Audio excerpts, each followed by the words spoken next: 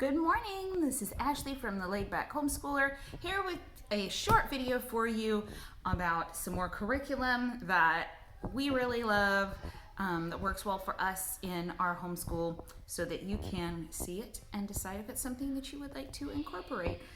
In my last curriculum video, I highlighted Becca's reading and phonics program, specifically their phonics book, and I love the readers that go along with it. The readers, especially the first set of readers, the level 1 readers, are intended to go along with or to work hand in hand with the phonics book.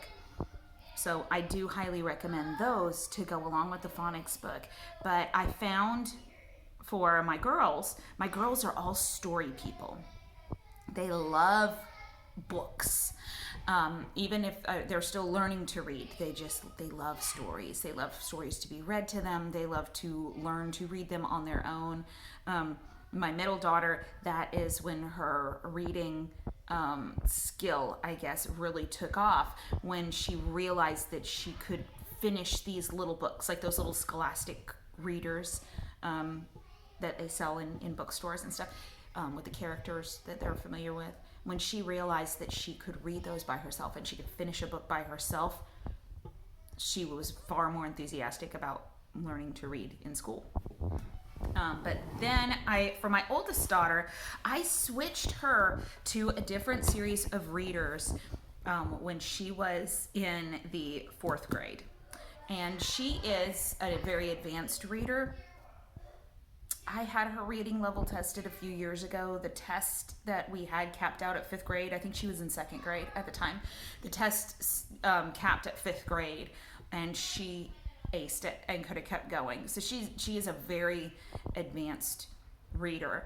And I pulled her back a reading level specifically for this curriculum, not because it's difficult or because she needed to come back, but because this curriculum that I'm highlighting today is bring the classics to life, bringing the classics to life. I say it wrong every time. So bring the classics to life.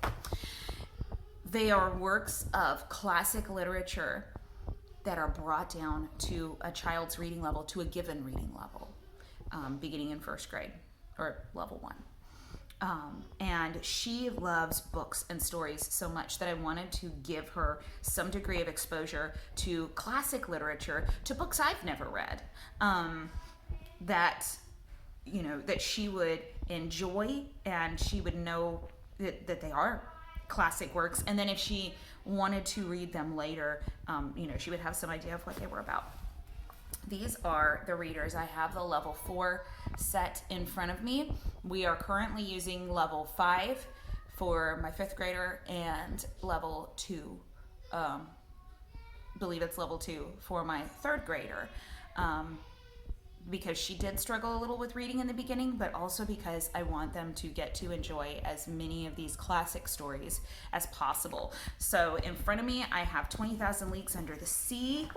I have Captains Courageous. I have Pathfinder, The Picture of Dorian Gray, a couple of Sherlock Holmes stories, The Pioneers, Dr. Jekyll and Mr. Hyde, Gulliver's Travels. All of these fantastic works of literature by famous authors. There are a few things that I love about these books that I want to highlight real quick in this video. First of all is just that they are classic works of literature.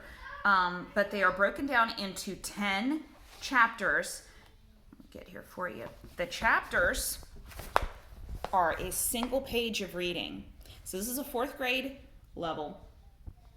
And it's just, this is it. This is their chapter, printed on a single page. So you don't get the full, what's the word I'm looking for? The full feel of the story. The intricacies, because it is condensed, significantly condensed. But it's still exposure, which is what I was looking for. Each chapter begins with vocabulary and keywords. for the children to learn, for the student to learn. These are all words that are going to be used in the reading.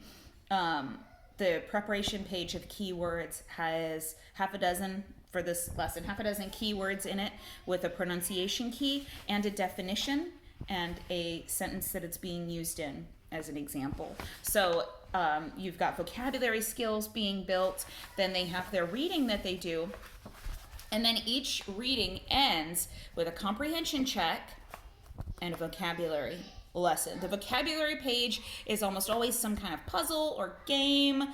My children love doing the vocabulary page. The comprehension check is what I love. I am also a reader, a story person. I read voraciously, and it's important to me that my children have good reading comprehension skills, because really, I'm going to stay off my soapbox, I promise, but really we see in our society today what happens when people lack reading comprehension skills. There is so much misinformation floating around out there because someone read something, did not take from it what they were supposed to, or took nothing from it at all, and they're running with what they have, which is little to nothing or incorrect. So won't stay on that soapbox, but you'll notice on the comprehension page, I apologize for having to do my videos this way. My dog is up under my elbow because she wants to eat. Some of these questions are marked with different shapes.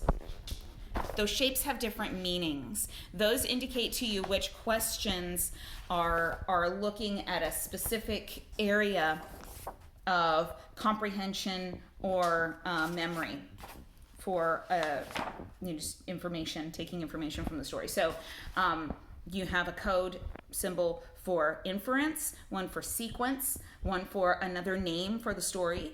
What would be a good, if we were to rename this story or this chapter, which of these titles would be appropriate based on the content and the main idea of the story? There's a symbol for the main idea. In the back are the answer keys. So there's not a whole lot that you have to buy. There is no teacher edition for this. You don't need anything but the reader. Super simple. The reader is also the workbook, and you are allowed to make copies of the pages in this workbook. So even though this reader has been used by my oldest daughter, it is not marked up because I ran copies for her to use for the worksheets. So now this book is perfectly clean for me to use with her 4 siblings that are coming behind her. So I appreciate that. I don't like to have to do a lot of erasing. But then all the answers to the book or to the worksheets, to the questions are in the back. So if you have, how do I say this? If you have a child that you can trust, not to peek, you don't have to monitor that. And they can even check their own work if they're that good. Mine aren't. Mine will peek. But I love this curriculum. I love the different stories. I love that a lot of these are stories that my children have heard of.